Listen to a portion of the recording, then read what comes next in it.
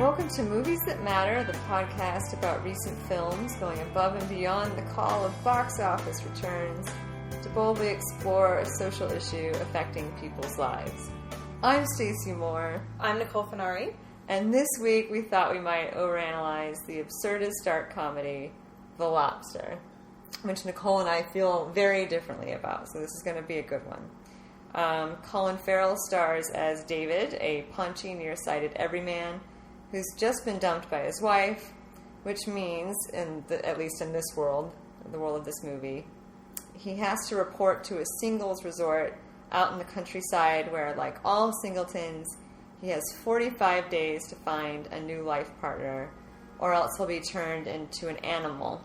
Fortunately, he gets to choose the animal, hence the film's title. It's the English language debut of Greek writer-director Yorgos Lanthimos, who has also directed Alps and Dogtooth. I loved it. I love this movie. I hated it. Nicole hated it. so that's get ready for searing controversy, podcast listeners. I mean, really, it's about time we didn't just sit here agreeing with each other profusely. Yes, overdue. Right.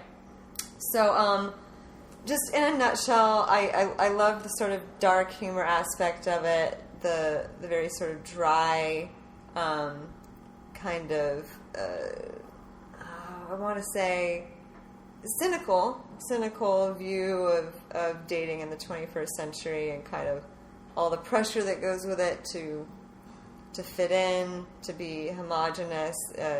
In the movie, everyone at the resort is forced to wear the exact same outfit.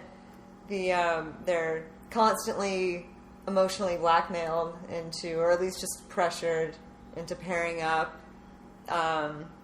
So on the same outfit front, I was thinking, you know what that's like? Many of you have been there. I have not. This is my own special version of actual disappointment in my life, although everyone tells me how lucky I am. It's like the Bridesmaids Dress. Like, everybody gets stuck with a bridesmaid's dress. Yes. It looks flattering for the one person the bride decided to favor and looks terrible on everybody else. And regardless of body type, everyone is stuck in this terrible dress. That's a great... So, like, it just occurred to me, like, that's what happens in this movie. Everyone has to wear the same outfit. And it's that special kind of single hell of being a bridesmaid and having to wear this terrible dress. Absolutely. You know what? Now that you mention it, they do constantly seem like they're at a wedding reception, don't they? Mm-hmm. They're like always in this like banquet center, right? Which they like blackout shade during the day. It's like you think it's like a night wedding reception, right? And people have alcohol, and then you're like awkwardly it's like noon or whatever. Right. You don't quite know, but it's bright sunshine. They open up the curtains. They're like, oh, we have to go. And all the light floods in. And it's almost like when they turn on the lights at the end of the night at a club. Yeah. Or something. You're like, oh, all right, I guess the ambiance is over. Is that what you look like? Right. Exactly. My mistake. And the to your simile, the dress looks like that awful bridesmaid. It's sort of like a halter, the floral print halter top, like a few bare arms women, and shoulders. Oh yes, I mean, absolutely. Just not fair. Just not fair. Right. For the few women who rock it, yes, it's travesty for everybody else. Everyone else just looks horrendous and completely uncomfortable. And much like a wedding, all the guys are in the exact same suit. Right. Also feeling uncomfortable. Yeah, that was... I loved that part of it. I liked the beginning bits, but keep going on what you liked. So the part at the resort? Yeah. So I'd say about the first half of the movie, or at least the first act, is at the resort where they're all pressured into finding a match in 40 days. The only way they can earn credit to stay longer is by going into the woods for periodic hunts with tranquilizer darts to hunt down the loners that try to run away without matching up with someone and they didn't want to be turned into an animal. So that now they're hunted for sport. And if you get one of these loners bagged, you get another day of time to find your lifelong love. Yeah. I guess. And the whole thing is presided over by this one really obnoxious couple, and then I think there's maybe like 2 or 3 couples that work on staff and just torment all the singletons. Like, there's actually a couple of sort of disturbing scenes. There's a montage where they just kind of, play them all out, where they're having you're not allowed to, the autoeroticism is completely outlawed at the resort. So when, the amazing John C. Reilly is caught, pleasuring himself, they literally place his hand in a toaster and force him to, like, hold his hand in the toaster. Or what else happens? Oh yeah, every morning the maid comes by and gives Colin Farrell a rub. I don't even know how to do this. It's like frottage, right? It's not quite an act. It's not a sexual act, but it's not very much of one. Right. It's no one gets off. A lap dance, right? Where no one gets off. Precisely. Let's just call it like we see it. No one gets off. Nobody gets off, and he's left there, kind of whimpering, going, "Please, just a little longer." And she's like, "I can't. I gotta go. It's the rules." So it really is like just the whole process is there to just make them all feel awful about not being with somebody, about being alone, about not having companionship, just so they will pair up. And then at the end of it, if you don't pair up, you are sent to a little room in the back, like a little lab, where they turn you into an animal. Yeah, the explanation of how you get turned into an animal, to me, was, again, a weak point of the film. Like, oh, sure. Like, the absurdism, like, okay, I'm ready to suspend disbelief that this happens, but then when they try to make a scientific explanation, it's like, well, that doesn't make any sense, so sure, you should not have... Just too many things didn't make sense, which is my point of contention about this film. A lot of it, yeah. It doesn't add up to anything. But, listeners, I just want to assure you, we will circle back to the animal issue. Stacy and I have not yet discussed what animals we would like to be turned into, and this podcast would just not be complete without. No, we will make that clear. Yes. We'll make that very clear. Yeah, no, I do think it's important to... I don't like when I was reading some reviews and tweets and whatnot, and I didn't appreciate when they called it Sci-Fi Dystopian. Like a Sci-Fi Dystopian. Yeah, it's not film. sci-fi. It's not, because as you mentioned last week, it is really important in a sci-fi or fantasy film to build a cohesive world. Absolutely. Right. Or it does fall apart. And this was not that. There was no sort of logical linear explanation for any of the things happening. Oh my god, my laundry list of complaints. Everyone seemed to prefer to match up based on disability. So absolutely, he's short-sighted and he's looking for short-sighted.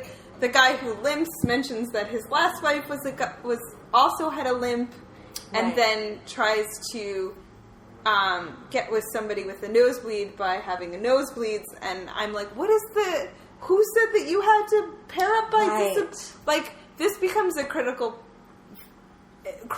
point of this film, which, again, we'll give you a little spoiler section for those of you who haven't seen it. I don't want to get into this now, but I'm like, what is the point of... Like, what is this in service to? What is the larger theme about falling in love, about being single, about companionship? What does any of this add up to? I definitely feel like it was more of just an exploration of the state of affairs, as it certainly did not offer any kind of way forward. That was not there. I felt there was nothing about like, oh, it should, things should be like this. You should be able to find the love of your life this way. It was all just, this is how things seem to me right now, and it's awful, and I hate it. But that part didn't even seem realistic to me, too. So, as someone who's spent, the vast majority of her adult life being single, I'm like, so I'm at this thing, it's super awkward, but I have to find somebody, and then everyone's too afraid to talk to each other or to do anything. And I thought, shoot, man, you pair up with a girlfriend, and there were two friends who were there. You go scouting the, most hottest guy in the room that you think you can actually get. Right. And you started talking, right.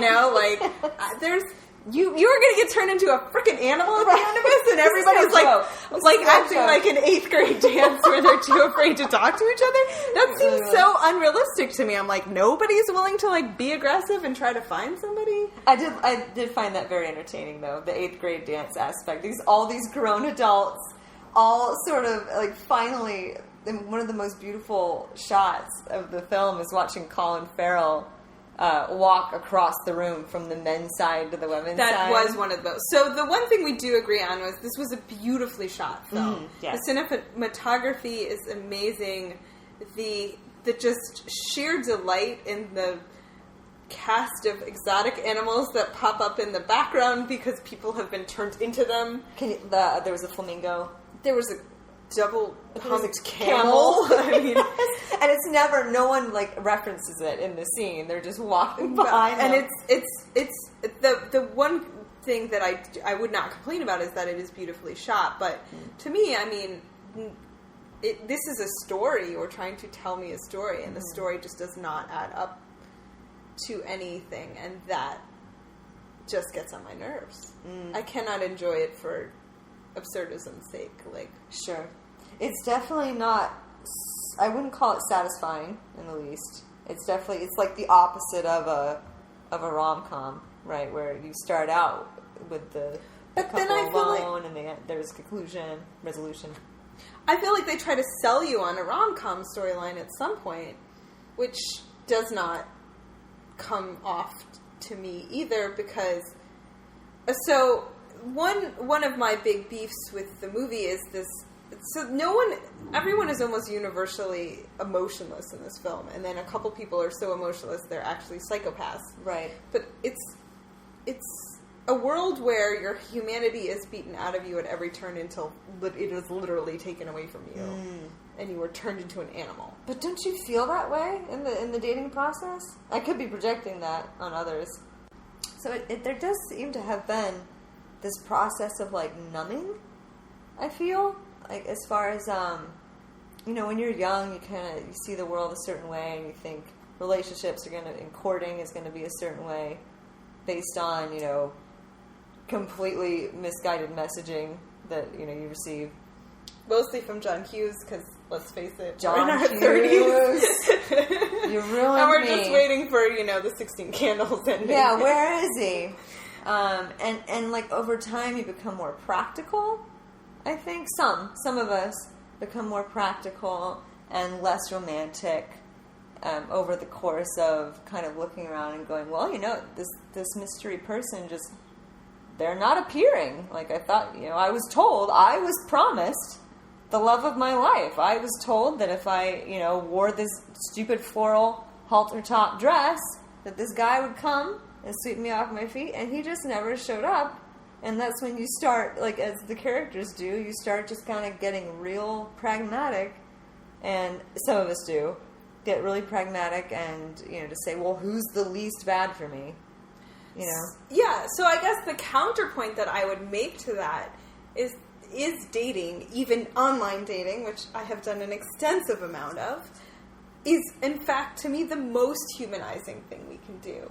It is the worst, and for those of you who don't read the excellent advice columnist Carolyn Hacks, here's my early stage recommendation. She has a column. Right? Just Google the dating hamster wheel of despair.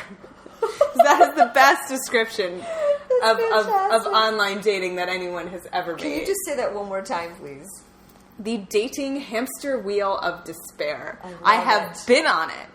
I have more than once. You get off. You're like, I'm tired of spinning in this wheel. Like you get off and you're like, okay, right. I'm doing this again.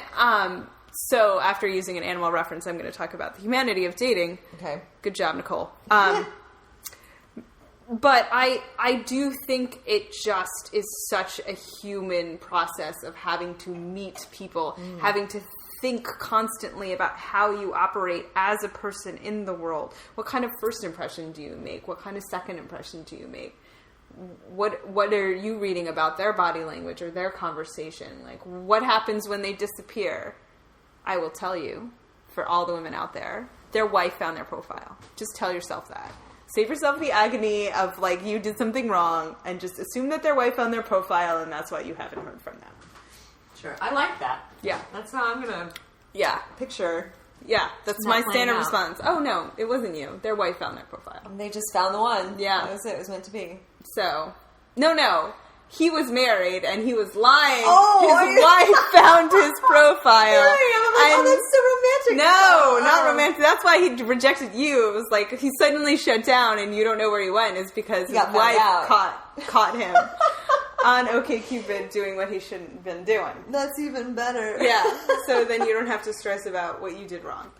Sure. So to me, like, again, the fact that they're at this high school dance, nobody, like, makes a move or tries to have any game at all. Right. And I'm like, come on. These people are truly pathetic. Yeah. Or maybe there's, like, anyone with any game, like, figured this shit out a long time ago, so. Oh, sure. Yeah, they're all. They don't have to be at the resort. They're on the yacht. So the couples get, when they finally match up, they have, like, a little ceremony where they get to stand in front of everyone. Everyone has to clap for them. They're like, oh, congratulations, you found each other.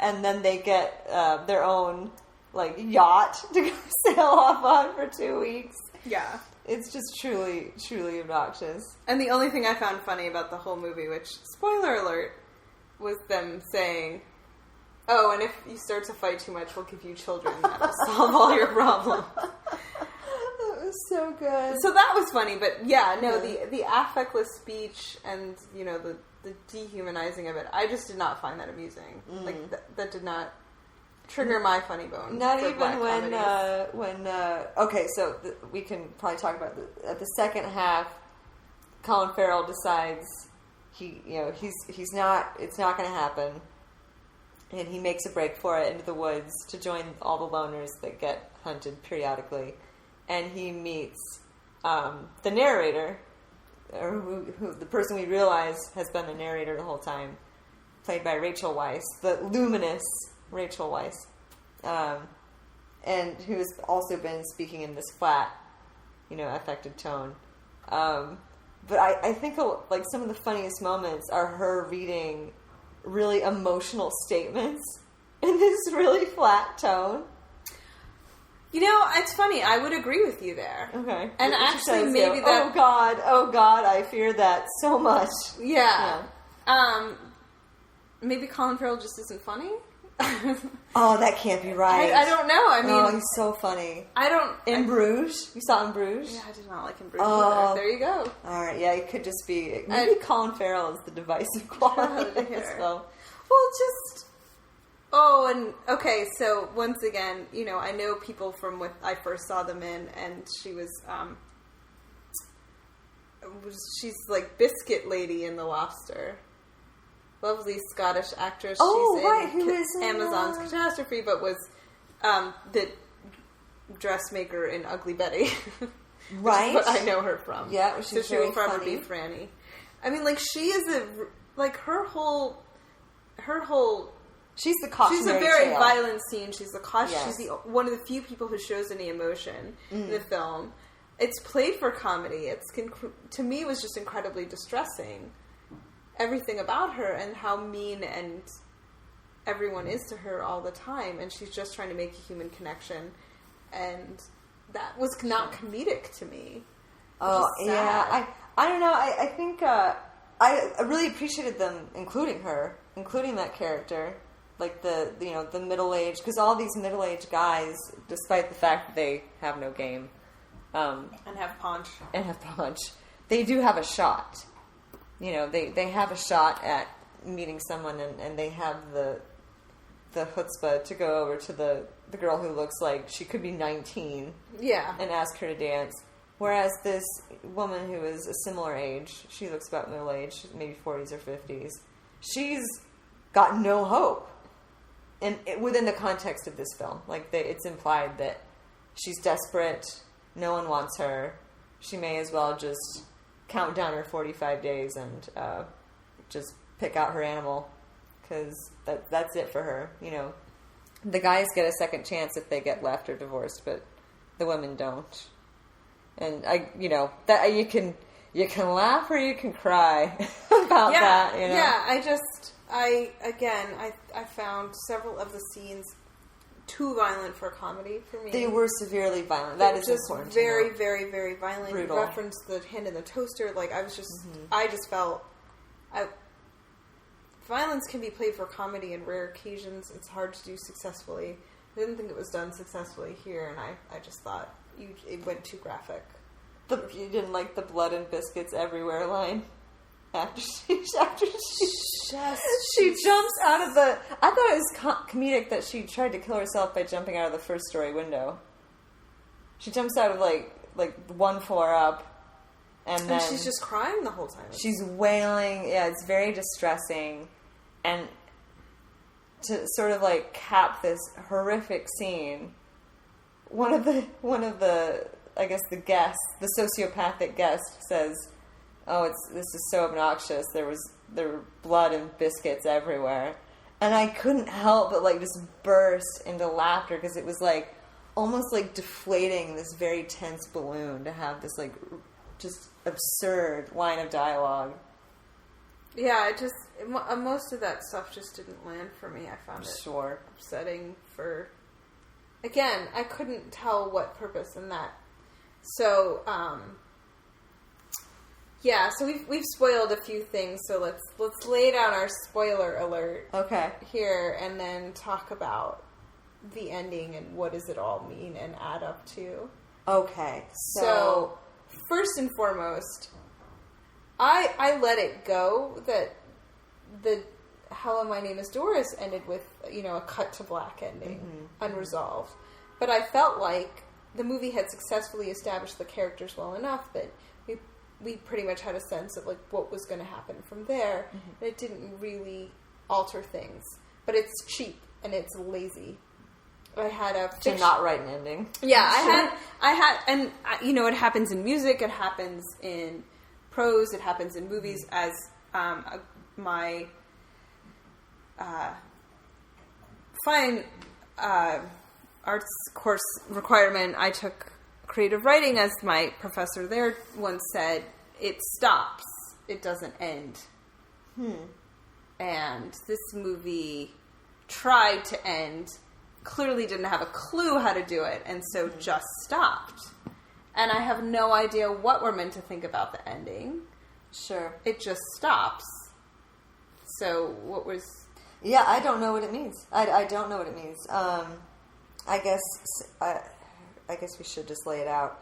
So yeah, severe spoiler alert, fast forward several minutes if you don't want to know the ending of the movie. Although, there was no ending, so... There was no ending. You decide. And also, you shouldn't see this movie, so you might as well just listen. So, he joins the loners, and the loners turn out to be... just as cruel and sadistic with no real purpose as... Sure. Well, I think... people running the resort. Well, right, correct. I think you were supposed to feel like, well, these rules are just as rigid as the ones I just left. They're possibly allowed to masturbate, but they're not allowed to kiss or have any... Right, it's the opposite. You can masturbate, but you cannot have any kind of physical contact with another human. You can't flirt, or the repercussions are truly gruesome. Severe, yeah. Truly gruesome. It did seem to be a result of the leader. The leader of the loners is this, I don't know if she was French or Dutch, woman who sets all the rules, just like the couple back at the hotel does. And she does seem to be completely incapable of forming human connections. But then it seems like she has a crush on the maid. No, I feel like she was using the maid for the advantages that she brought. I don't know. There seems to be, like, some real emotion, and then she uses her as a freaking human shield, and I'm like, really, again with this? Like, right. Like, there's no one ever shows any real emotion in this film, but for a few characters, and as my excellent friend Lauren pointed out, who I saw the movie with, the only people who show emotion in this movie are punished severely for it. One is killed in a long, painful ordeal, and one is blinded. Right. And one has his hand shoved in a toaster. For loving himself. But also, like, he strikes you as... He's kind of goofy, but he seems like a good friend to Colin Farrell. And I'm sure. and until they put his hand in the toaster, you actually think he probably wouldn't have shot Colin Farrell in the woods. Like, he seems like a nice enough guy and a good friend. Mm-hmm. But they're all pushed to such desperate measures. Again, their humanity is beaten out of them until it's literally taken away. And they're turned into animals, right? Right, absolutely. And I find neither singledom nor coupledom to be that dehumanizing. I just didn't, what does it mean? And so, to get back to the ending, she's blinded. Apparently we live in a world where the major criteria for being in a couple is that you have the same disability. Right. This is never explained. Or I don't know what... It doesn't have to be explained. I can suspend disbelief, but then it's but what's the point? What are you trying to say about how people find each other, that short-sighted people can only be with short-sighted people, and then when she becomes blind, his only option to stay with her is to also become blind. Right. What? Why? Yeah, I thought about that a lot. I didn't know if maybe it was just an observation of how we are drawn to people who have kind of the same shortcomings as us, because we understand each other, as opposed to, finding someone who complements you, someone who has the strengths that you don't have. You would think logically you'd want a partner who, if I'm short-sighted, I want a partner who's far-sighted, and I'll read things for him, Yeah. And he'll look out on the horizon for me. But that's not generally what what a lot of people do. A lot of people kind of go, oh no, he's just like me in these ways that make him relatable. I feel like I can connect. So it could have been that. It could have been a really sort of lame Love is Blind aversion or, illusion. So at the end, he does. He blinds himself. Or does he? We're not sure. We think he's blind. He blinds himself so that he can remain with the new love of his life, who has become blind for, as punishment for being in the relationship. Because without it, their relationship, their connection seems to fall apart, doesn't it? When she becomes blind, they can't relate anymore. I mean, and so he does it. That's why he does it. Again, all connections in this movie, it seems tenuous to begin with. I'm not sold on them as this great romantic couple. He seems to feel jealousy towards her, but no real emotion. Again, she's one of the few characters in the movie who actually shows any emotion, so she seems like she actually likes him, but which is part of what makes the ending so ambiguous, is you can never tell if he likes her or not. He was completely prepared to ally himself with an utter crazy psychopathic person just to get out of being turned into a lobster. Mm-hmm. Although I might have taken my chances with her up until... I would have taken Biscuit Lady. Come on, man. That would have been a great choice. Biscuit Lady would have been a great choice. Biscuit Lady basically throws herself at him. She does. She'll do anything. I'd rather have the psychopathic killer. And you're well, that doesn't... That was his fault, He's a very unlikable person. Yeah, no, he's certainly... And so, you're not... So, the one true, bar for me for a rom-com is... Mm-hmm. How hard are you rooting for that couple to get together? Sure. I want to be damn it, they're meant to be. They have to do this. I am shipping this relationship so hard. I'm invested. Yeah. And for them, I had zero investment. I kind of wanted her to find somebody better than him. Yeah, I didn't think there were a lot of true connections in any of it. Right down to the couple that runs the hotel has the emptiest relationship of all, it turns out. I felt like that was intentional. It seems like you were supposed to kind of be looking for, just as they are, looking for love in the movie, looking to bear witness to love in the movie, and it just, you think it may have come, but you're not quite sure, From Rachel Weisz's character's point of view, I'm thinking, if the love of my life offers to blind himself, I say, that's really sweet of you to offer. Please don't do that. No, I would really like it if you did not stab yourself in the eyes. That way, if you truly love somebody, you don't let them do that to themselves. So I can definitely see, that the notion that there is no true love in any of these people. Go ahead. Yeah, right. I mean, I guess the movie ends up being quite cynical about love from anybody's side, and then I'm like, so you just don't believe in love? Like, what is the point of Possibly. Which, again... Or maybe he doesn't believe, I guess we can refer to the director, I suppose, because I think he wrote and directed it. Maybe he doesn't believe in love, but he doesn't disparage the search for it. Like, keep looking for it, even if you never find it, but don't be... Because at the end of it, I love that the last scene is each of them being alone. Like, he's alone in the bathroom, she's alone in the diner. At the table. So even though they've supposedly found this holy grail that the whole movie is based, is centered on, at the end of it, they're each alone. Exactly. So what is the holy grail? What is love? What is singledom? Like, I think what I drew from that was that you have to be comfortable being by yourself.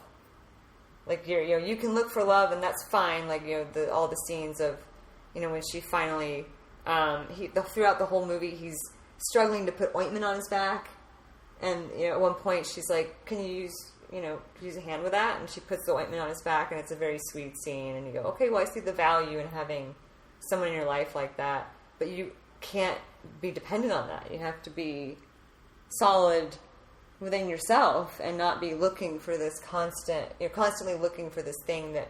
Except at the end of the movie, she's blind and totally dependent on him. So, like, I'm sorry. I'm not buying it. I don't think that the author and the director thought this through. I think it was like, wouldn't it be funny to do this thing and make it really crazy? And I'm hard pressed to see an overarching theme or conclusion to this movie, which ultimately, in my mind, just sinks it, because I don't want to watch a movie that's about nothing. Mm-hmm. And it was interesting to me because I scanned the reviews and I was like, how did this thing get such good reviews? And all the reviewers who even gave it positive reviews were like, yeah, this movie doesn't really know what it's about or make an actual point, but it's just so much fun. I enjoyed it anyway. And I'm like, that's fair if that's your point of view. Sure. I cannot enjoy something that has no point. Like, I just couldn't do it. I just got frustrated and annoyed that the world was so inconsistent. Why were they hunting the loners? That's never... I did think about that. I wonder what... So every time something weird would happen, I would think, like, what are they trying to say here? What is this kind of a nod to in contemporary culture? And that was one thing I wasn't sure about. I was like, I didn't really note a parallel for that, at least in the culture I'm familiar with. All the other aspects, like, them all wearing the same thing, or the being, as soon as they become couples, they're shuffled off away, and you just don't see them anymore. Like, that kind of happens a lot in society. Like, the singletons and the couples, like, just don't do the same activities.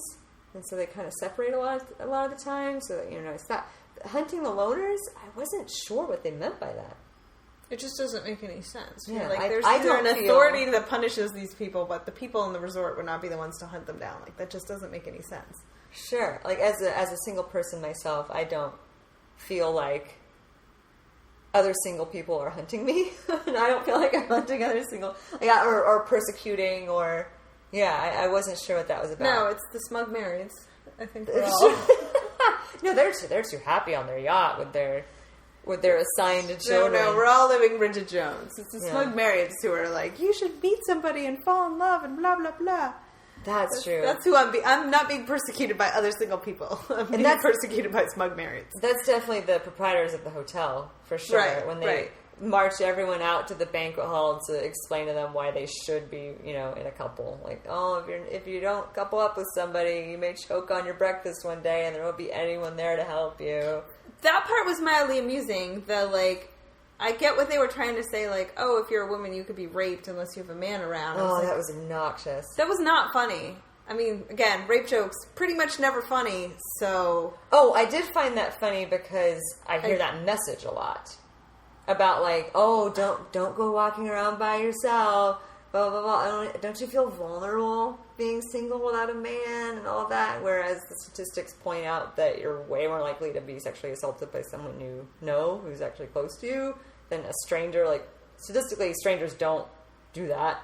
it's someone you know. So, also, pro tip from the cops in D.C. from many, many years ago, after I got mugged, they were like, no, you need 3 people to not get mugged. They're like, they see a couple, they're excited because they know if they grab the woman, no self-respecting man is just going to ditch her. So they're like, okay. yeah, having a man doesn't protect you in the slightest. Like, it makes you more likely to be mugged because it's a 2-for-1. Like, oh, no. Yeah, they're like that. And he's like, there no, you go. being in a couple doesn't help. See? And it's unfair to expect these guys to be what? Like, Superman? Batman? Like, yeah, I mean, that's... it's okay. I've got my, my 5'10", 140-pound boyfriend to, like, karate chop whoever's going to come at me. Well, we can skip our impact survey. Yeah. Our weekly impact survey. We can't have one because it didn't have a Sure. point. I mean, and I, even I who, enjoyed the movie thoroughly, like, it's one of my favorite movies of the year so far, I don't think it has any social impact at all. Like, I don't see that happening.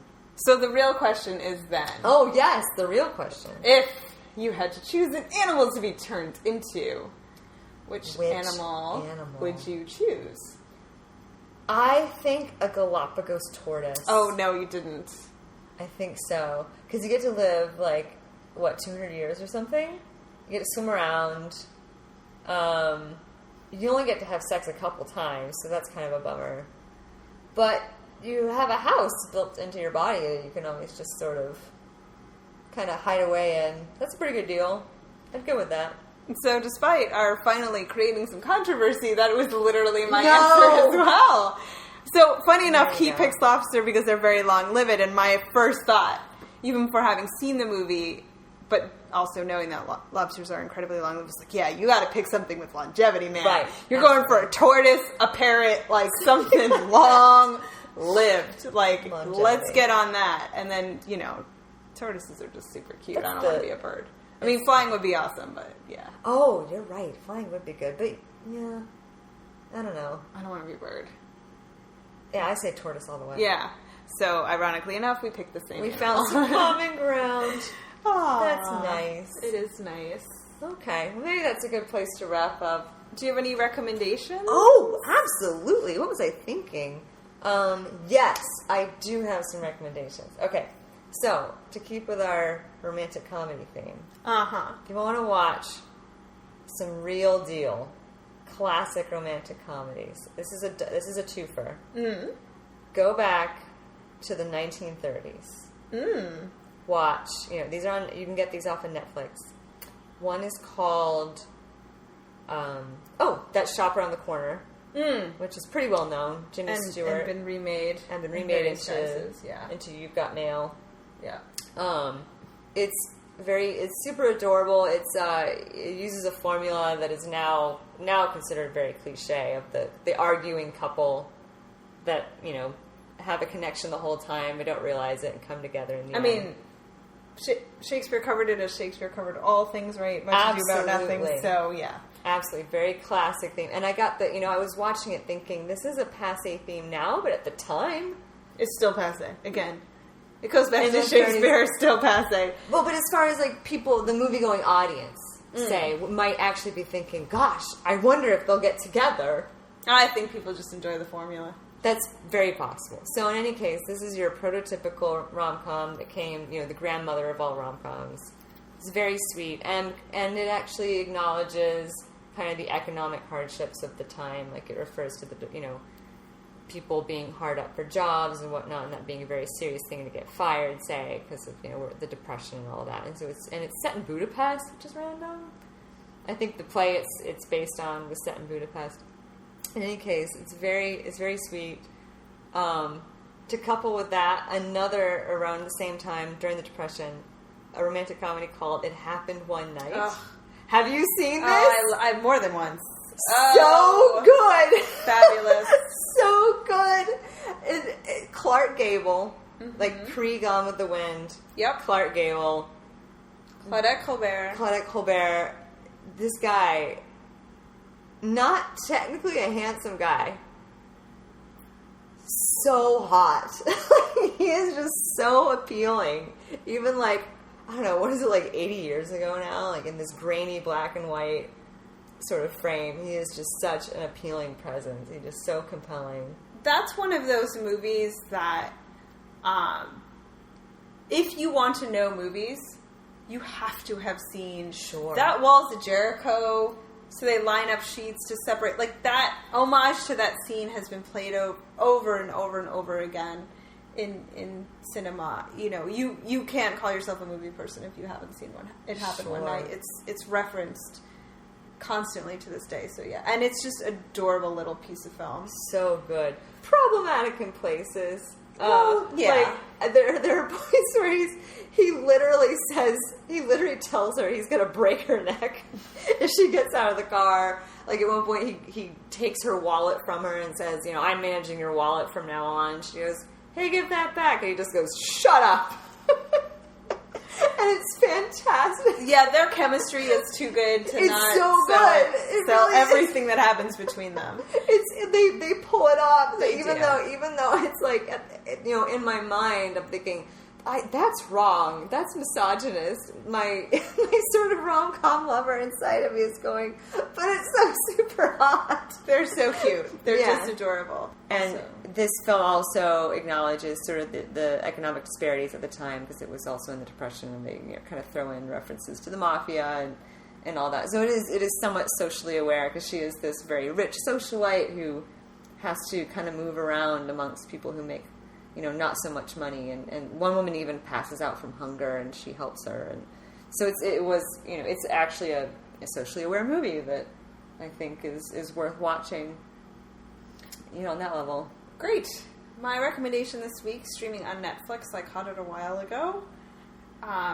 Also in the sort of rom-com territory, but made me think, and I don't want to sell this recommendation too hard. It definitely has its flaws, as a lot of low-budget indie films do, but will make you think, and has a very clear, larger point to it to make you think about the nature of love and singledom.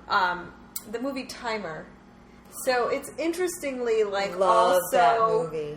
Just in a sort of absurdist premise that you can choose to get a timer implanted that tells you the exact moment that you are going to meet the person you love, or that you're meant to be with. And so it explores all the different variations on what do you do if you decide you don't want the timer? What do you do if you get the timer and you fall in love with somebody else who's clearly not supposed to be the one? What do you do if your timer is set way in the future and you're like, really? I've got to wait until I'm 50 to find the right person? So, again, not a perfect movie. Not some of the performances were a bit iffy for a film, but really just makes you think about what finding the right person actually practically means. And what amount of effort is worth looking for that person. Because certainly for those of us who've been single, we're like, oh, no, your first thought is like, what a freedom. Like, you could just tell me when I'm going to meet the person, and then I do not have to be on the dating hamster wheel of despair because I know I'm going to meet them. But as the movie shows, like, it isn't quite that simple. And I found it thought-provoking. I enjoyed thinking about how I would operate in this world and what it all meant. Absolutely. I was thinking a lot about that movie after I saw The Lobster. I was, going back to that. It really is charming. Like you say, it's not Schindler's List, certainly, but it's super I also fun hated Schindler's List. Did you? I hated Schindler's List. I'm Jewish, so I'm allowed to hate it. I feel so sorry for anybody who's not Jewish and is not allowed to hate Schindler's List. Well, Timer is much more fun to watch anyway. I will say that. But yeah, no, I'm so glad you mentioned that film. It's great. Awesome. Well, that's enough talk about yucky love, I think. Yeah. For today. We hope you enjoyed this episode of Movies That Matter. If you did, please take a second to leave a review on iTunes and recommend it to your friends. You can follow me on @SnowWhitePitchBlack on Twitter. And remember, movies matter. And so do you. I like that. That's how we're going to do it from now on. All right, we'll see you next time.